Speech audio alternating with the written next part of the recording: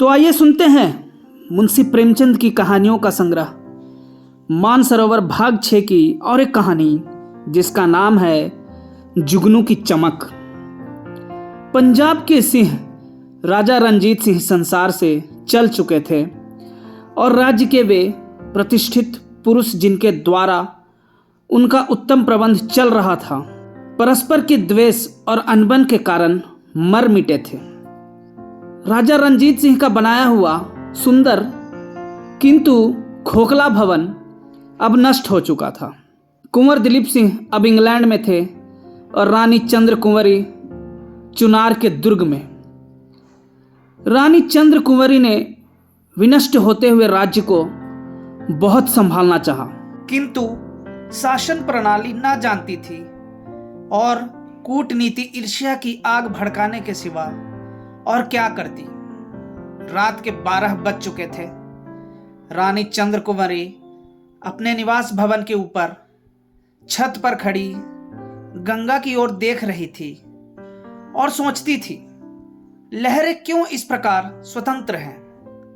उन्होंने कितने गांव और नगर डुबाए हैं, कितने जीव जंतु तथा द्रव्य निगल गई हैं, किंतु फिर भी स्वतंत्र हैं।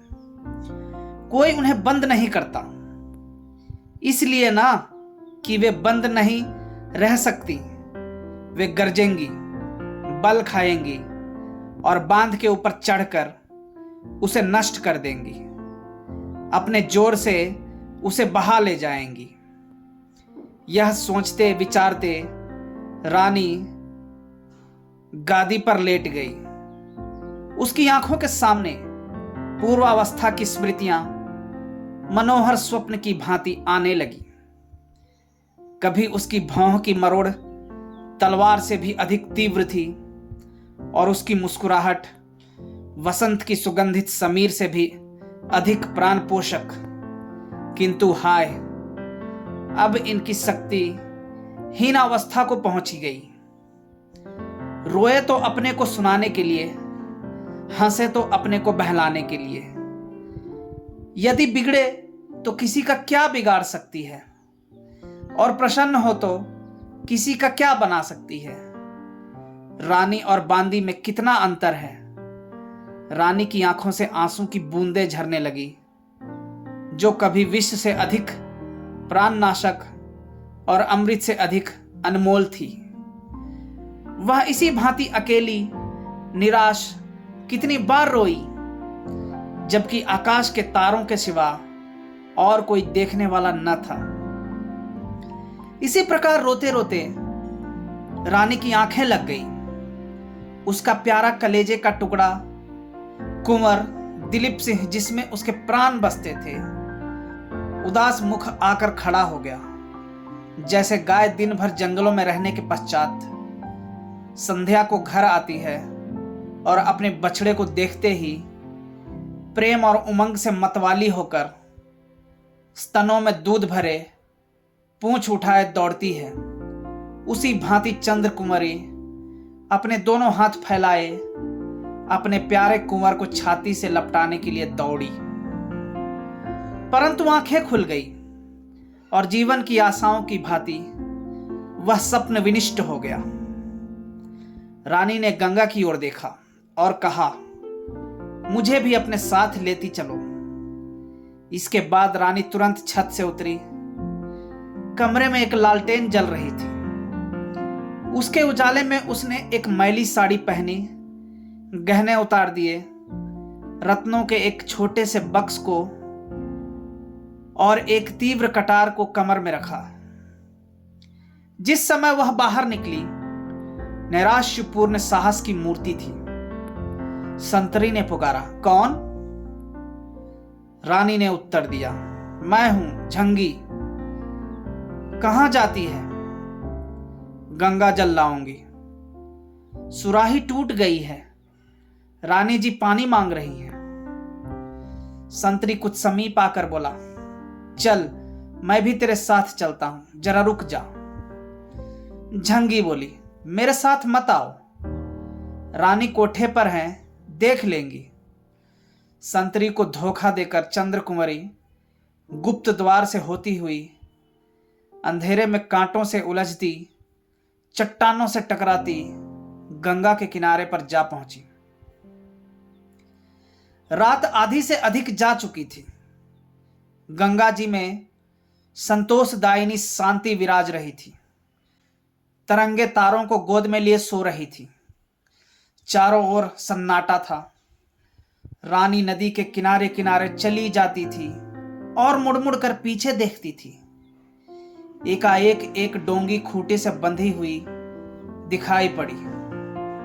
रानी ने उसे ध्यान से देखा तो मल्लाह सोया हुआ था। उसे जगाना काल को जगाना था।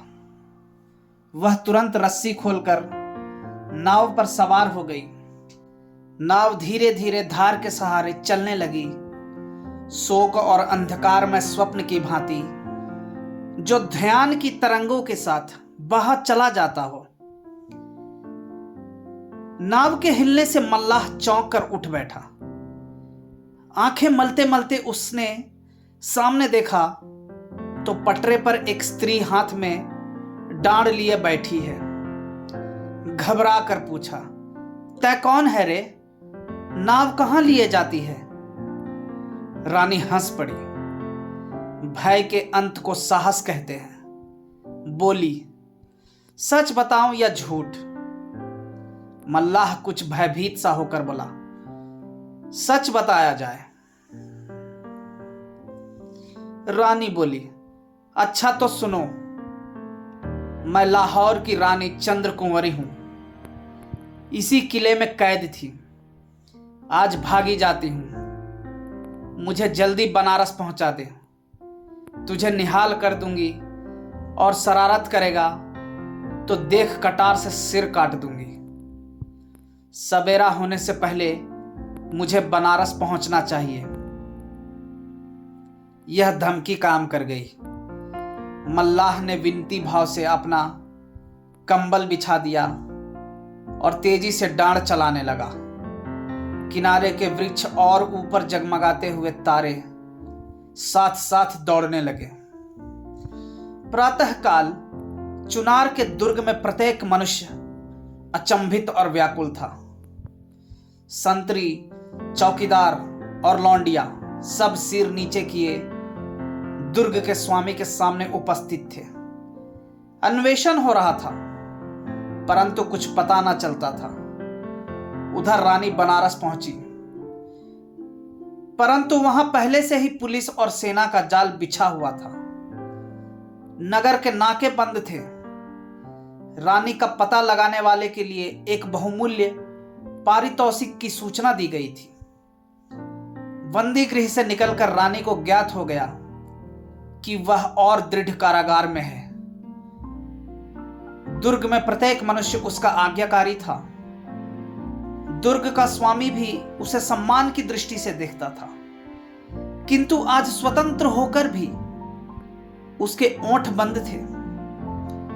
उसे सभी स्थानों में शत्रु देख पड़ते थे। पंख रहित पक्षी को पिंजरे के कोने में ही सुख है। पुलिस के अफसर प्रत्येक आने जाने वालों को ध्यान से देखते थे, किंतु उस भिखारिनी की ओर किसी का ध्यान नहीं जाता था, जो एक फटी हुई साड़ी पहने यात्रियों के पीछे पीछे धीरे धीरे सिर झुकाए गंगा की ओर चली आ रही है। न वह चौंकती है, न हिचकती है, न घबराती है। इस भिखारिनी की नसों में रानी का रक्त है। यहां से भिखारिनी ने अयोध्या की राह ली। वह दिन भर विकट मार्गों में चलती और रात को किसी सुनसान स्थान पर लेट रहती थी। मुख पीला पड़ गया था, पैरों में छाले थे, फूल सा बदन कुम्हला गया था। वह प्रायः गांवों में लाहौर की रानी के चर्चे सुनती। कभी कभी पुलिस के आदमी भी उसे रानी की टोह में दत्तचित देख पड़ते। उन्हें देखते ही भिखारिनी के हृदय में सोई हुई रानी जाग उठती। वह आंखें उठाकर उन्हें घृणा दृष्टि से देखती और शोक तथा क्रोध से उसकी आंखें जलने लगती। एक दिन अयोध्या के समीप पहुंचकर रानी एक वृक्ष के नीचे बैठी हुई थी। उसने कमर से कटार निकालकर सामने रख दी थी। वह सोच रही थी कि कहां जाऊं, मेरी यात्रा का अंत कहां है? क्या इस संसार में अब मेरे लिए कहीं ठिकाना नहीं है? वहां से थोड़ी दूर पर आमों का एक बहुत बड़ा बाग था। उसमें बड़े बड़े डेरे और तंबू गड़े हुए थे। कई एक संतरी चमकीली वर्दियां पहने टहल रहे थे। कई घोड़े बंधे हुए थे। रानी ने इस राजसी ठाट बाट को शोक की दृष्टि से देखा। एक बार वह भी कश्मीर गई थी। उसका पड़ाव इससे कहीं बढ़ गया था। बैठे बैठे संध्या हो गई। रानी ने वहीं रात काटने का निश्चय किया। इतने में एक बूढ़ा मनुष्य टहलता हुआ आया और उसके समीप खड़ा हो गया। ऐंठी हुई दाढ़ी थी, शरीर में सटी हुई चपकन थी, कमर में तलवार लटक रही थी। इस मनुष्य को देखते ही रानी ने तुरंत कटार उठाकर कमर में खोस ली। सिपाही ने उसे तीव्र दृष्टि से देखकर पूछा, बेटी कहां से आती हो? रानी ने कहा, बहुत दूर से। कहां जाओगी? यह नहीं कह सकती, बहुत दूर। सिपाही ने रानी की ओर फिर ध्यान से देखा और कहा, जरा अपनी कटार दिखाओ। रानी कटार संभाल कर खड़ी हो गई और तीव्र स्वर से बोली, मित्र हो या शत्रु? ठाकुर ने कहा, मित्र। सिपाही के बातचीत करने के ढंग में और चेहरे में कुछ ऐसी विलक्षणता थी जिससे रानी को विवश होकर विश्वास करना पड़ा। वह बोली, विश्वासघात न करना। यह देखो। ठाकुर ने कटार हाथ में ली, उसको उलट पुलट कर देखा और बड़े नम्र भाव से उसे आंखों से लगाया। तब रानी के आगे विनीत भाव से सिर झुकाकर वह बोला, महारानी चंद्रकुमारी? रानी ने करुण स्वर से कहा, नहीं, अनाथ, भिखारिनी। तुम कौन हो? सिपाही ने उत्तर दिया, आपका एक सेवक। रानी ने उसकी ओर निराश दृष्टि से देखा और कहा, दुर्भाग्य के सिवा इस संसार में मेरा कोई नहीं। सिपाही ने कहा, महारानी जी, ऐसा न कहिए। पंजाब के सिंह की महारानी के वचन पर अब भी सैकड़ों सिर झुक सकते हैं। देश में ऐसे लोग विद्यमान हैं जिन्होंने आपका नमक खाया है और उसे भूले नहीं हैं। रानी, अब इसकी इच्छा नहीं, केवल एक शांत स्थान चाहती हूं जहां पर एक कूटी के सिवा कुछ न हो। सिपाही, ऐसा स्थान पहाड़ों में ही मिल सकता है। हिमालय की गोद में चलिए, वहीं आप उपद्रव से बच सकती हैं। रानी आश्चर्य से, शत्रुओं में जाऊं? नेपाल कब हमारा मित्र रहा है? सिपाही, राणा जंग बहादुर दृढ़ प्रतिज्ञ राजपूत है। रानी, किंतु वही जंग बहादुर तो है जो अभी अभी हमारे विरुद्ध लॉर्ड डलहौजी को सहायता देने पर उद्यत था। सिपाही कुछ लज्जित सा होकर, तब आप महारानी चंद्रकुमारी थी, आज आप भिखारिनी हैं। ऐश्वर्य के द्वेषी और शत्रु चारों ओर होते हैं। लोग जलती हुई आग को पानी से बुझाते हैं, पर राख माथे पर चढ़ाई जाती है। आप जरा भी सोच विचार न करें। नेपाल में अभी धर्म का लोप नहीं हुआ है। आप भय त्याग करें और चलें। देखिए वह आपको किस भांति सिर और आंखों पर बिठाता है। रानी ने रात इसी वृक्ष की छाया में काटी। सिपाही भी वहीं सोया। प्रातःकाल वहां दो तीव्रगामी घोड़े देख पड़े। एक पर सिपाही सवार था और दूसरे पर एक अत्यंत रूपवान युवक।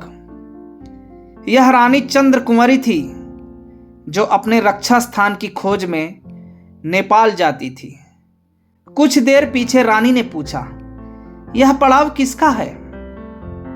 सिपाही ने कहा, राणा जंग बहादुर का। वे तीर्थ यात्रा करने आए हैं, किंतु हमसे पहले पहुंच जाएंगे।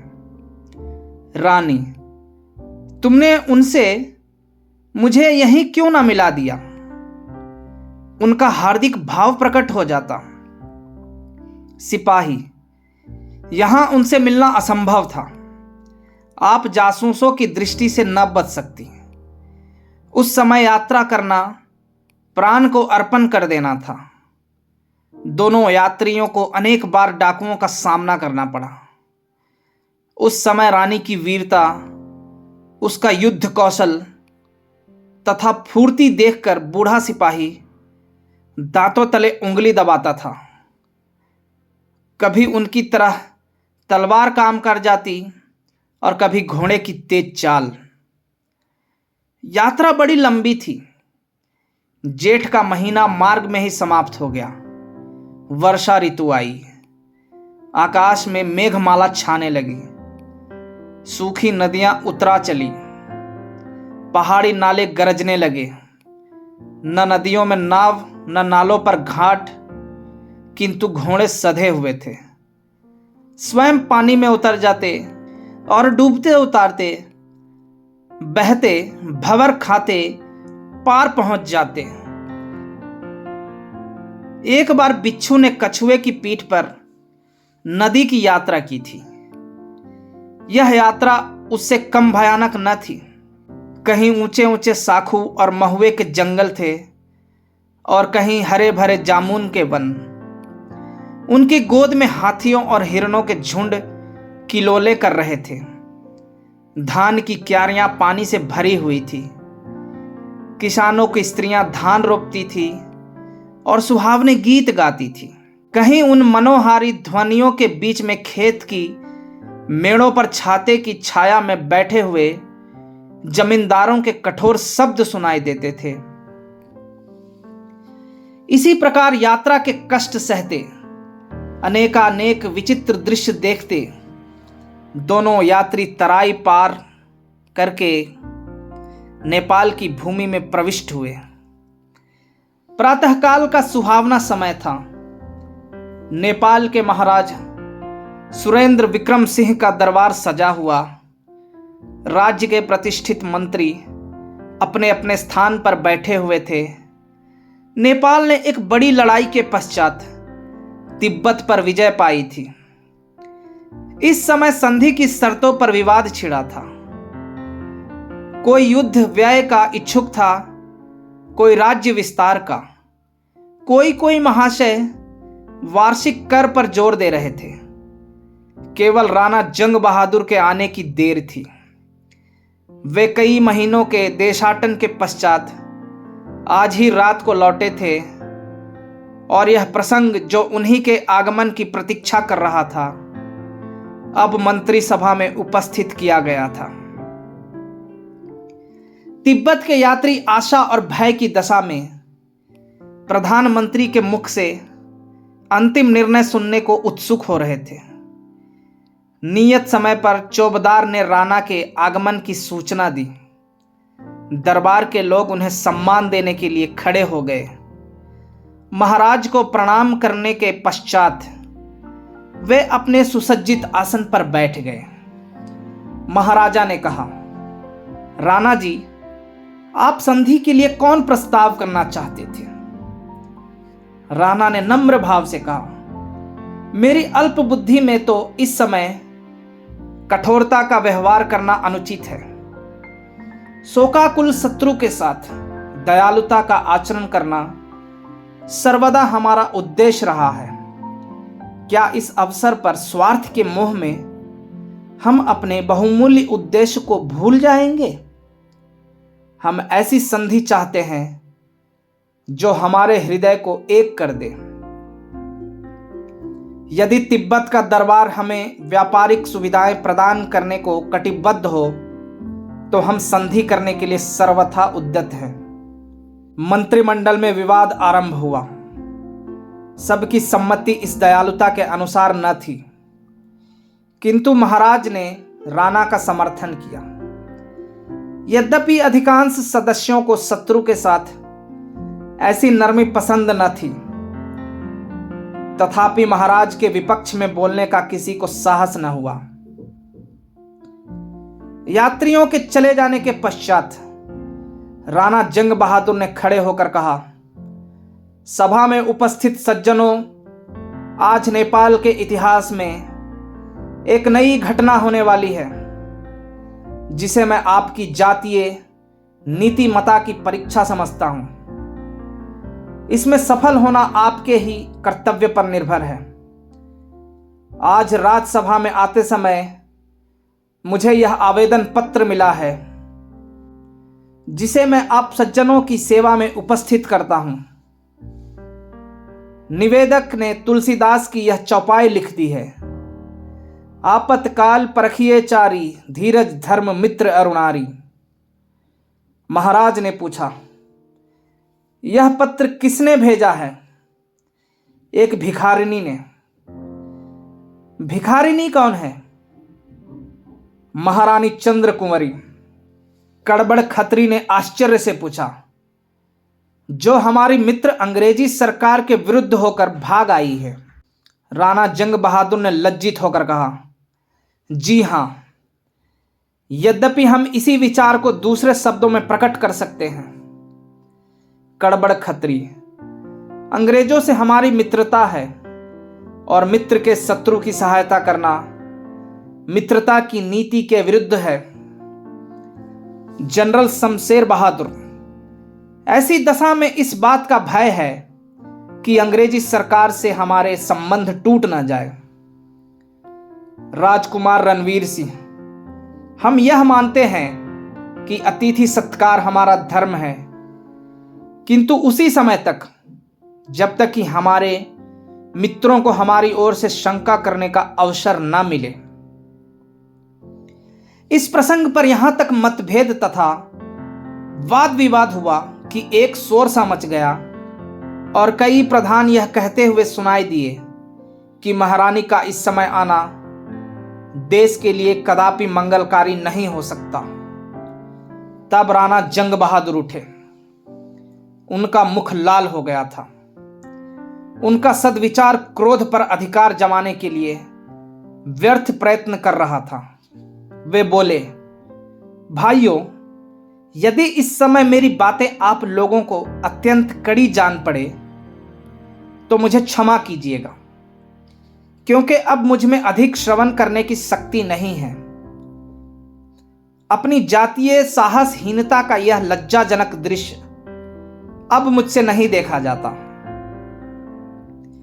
यदि नेपाल के दरबार में इतना भी साहस नहीं कि वह अतिथि सत्कार और सहायता की नीति को निभा सके, तो मैं इस घटना के संबंध में सब प्रकार का भार अपने ऊपर लेता हूं। दरबार अपने को इस विषय में निर्दोष समझे और इसकी सर्वसाधारण में घोषणा कर दे। कड़बड़ खत्री गर्म होकर बोले, केवल यह घोषणा देश को भय से रहित नहीं कर सकती। राणा जंग बहादुर ने क्रोध से ओंठ चबा लिया, किंतु संभल कर कहा, देश का शासन भार अपने ऊपर लेने वालों की ऐसी अवस्थाएं अनिवार्य हैं। हम उन नियमों से जिन्हें पालन करना हमारा कर्तव्य है मुंह नहीं मोड़ सकते। अपनी शरण में आए हुओं का हाथ पकड़ना, उनकी रक्षा करना राजपूतों का धर्म है। हमारे पूर्व पुरुष सदा इस नियम पर, धर्म पर प्राण देने को उद्यत रहते थे। अपने माने हुए धर्म को तोड़ना एक स्वतंत्र जाति के लिए लज्जास्पद है। अंग्रेज हमारे मित्र हैं और अत्यंत हर्ष का विषय है कि बुद्धिशाली मित्र हैं। महारानी चंद्र कुंवरी को अपनी दृष्टि में रखने से उनका उद्देश्य केवल यह था कि उपद्रवी लोगों के गिरोह का कोई केंद्र शेष न रहे। यदि उनका यह उद्देश्य भंग न हो तो हमारी ओर से शंका होने का ना उन्हें कोई अवसर है और ना हमें उनसे लज्जित होने की कोई आवश्यकता। कड़बड़ खत्री, महारानी चंद्र कुंवरी यहां किस प्रयोजन से आई हैं? राणा जंग बहादुर, केवल एक शांति प्रिय सुख स्थान की खोज में, जहां उन्हें अपनी दुर्वस्था की चिंता से मुक्त होने का अवसर मिले। वह ऐश्वर्यशाली रानी जो रंग महलों में सुख विलास करती थी, जिसे फूलों की सेज पर भी चैन न मिलता था, आज सैकड़ों कोस से अनेक प्रकार के कष्ट सहन करती, नदी नाले पहाड़ जंगल छानती, यहां केवल एक रक्षित स्थान की खोज में आई है। उमड़ी हुई नदियों और उबलते हुए नाले, बरसात के दिन, इन दुखों को आप लोग जानते हैं और यह सब उसी एक रक्षित स्थान के लिए, उसी एक भूमि के टुकड़े की आशा में। किंतु हम ऐसे स्थानहीन हैं कि उनकी यह अभिलाषा भी पूरी नहीं कर सकते। उचित तो यह था कि उतनी सी भूमि के बदले हम अपना हृदय फैला देते। सोचिए, कितना अभिमान की बात है कि एक आपदा में फंसी हुई रानी अपने दुख के दिनों में जिस देश को याद करती है, यह वही पवित्र देश है। महारानी चंद्र कुंवरी को हमारे इस अभयप्रद स्थान पर हमारी शरणागतों की रक्षा पर पूरा भरोसा था और वही विश्वास उन्हें यहां तक लाया है। इसी आशा पर कि पशुपतिनाथ की शरण में मुझे शांति मिलेगी, वह यहां तक आई हैं। आपको अधिकार है, चाहे उनकी आशा पूर्ण करें या धूल में मिला दें, चाहे रक्षणता के शरणागतों के साथ सदाचरणों के नियमों को निभाकर इतिहास के पृष्ठों पर अपना नाम छोड़ जाएं, या जातीयता तथा सदाचार संबंधी नियमों को मिटाकर स्वयं अपने को पतित समझे।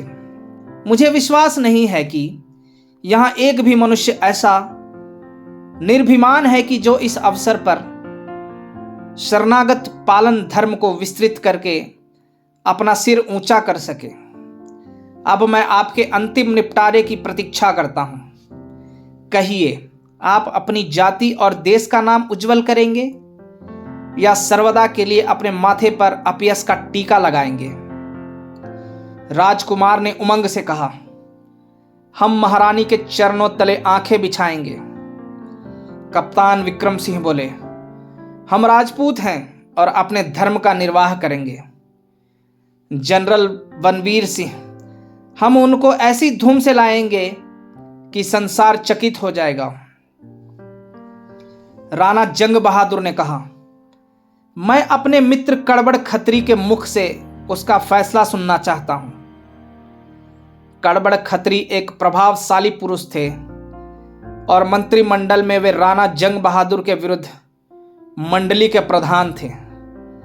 वे लज्जा भरे शब्दों में बोले, यद्यपि मैं महारानी के आगमन को भय रहित नहीं समझता, किंतु इस अवसर पर हमारा धर्म यही है कि हम महारानी को आश्रय दें।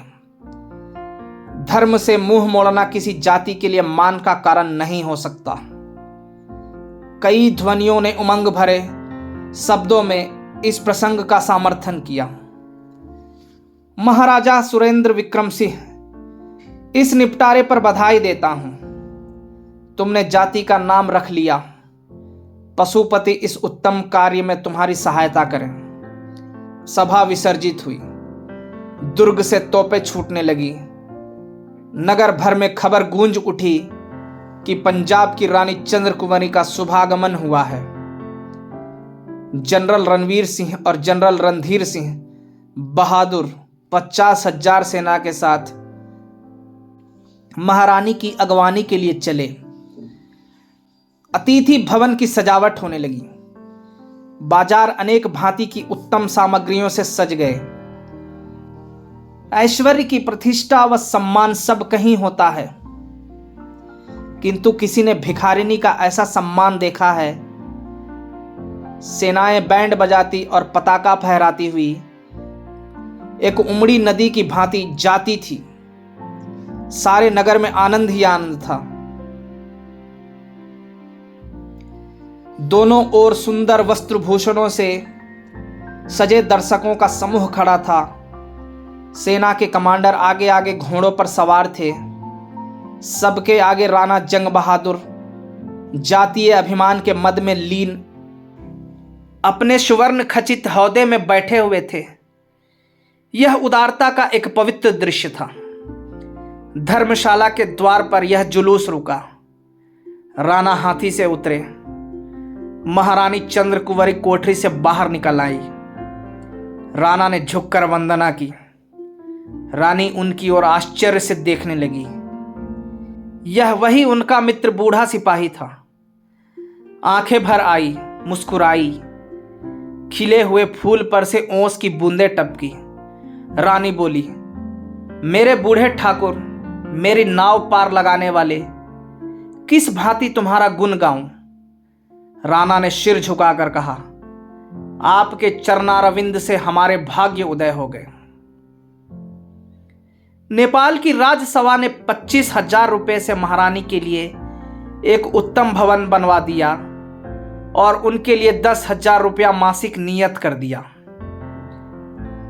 वह भवन आज तक वर्तमान है और नेपाल की शरणागत प्रियता तथा प्रण पालन तत्परता का स्मारक है। पंजाब की रानी को लोग आज तक याद करते हैं। यह वह सीढ़ी है जिससे जातियां यश के सुनहले शिखर पर पहुंचती है। यही घटनाएं हैं जिनसे जातीय इतिहास प्रकाश और महत्व को प्राप्त होता है। पॉलिटिकल रेजिडेंट ने गवर्नमेंट को रिपोर्ट की। इस बात की शंका थी कि गवर्नमेंट ऑफ इंडिया और नेपाल के बीच कुछ खिंचाव हो जाए, किंतु गवर्नमेंट को राणा जंग बहादुर पर पूर्ण विश्वास था। और जब नेपाल की राजसभा ने विश्वास और संतोष दिलाया कि महारानी चंद्रकुंवरी को किसी शत्रु भाव का अवसर न दिया जाएगा, तो भारत सरकार को संतोष हो गया। इस घटना को भारतीय इतिहास की अंधेरी रात में जुगनू की चमक कहना चाहिए। धन्यवाद।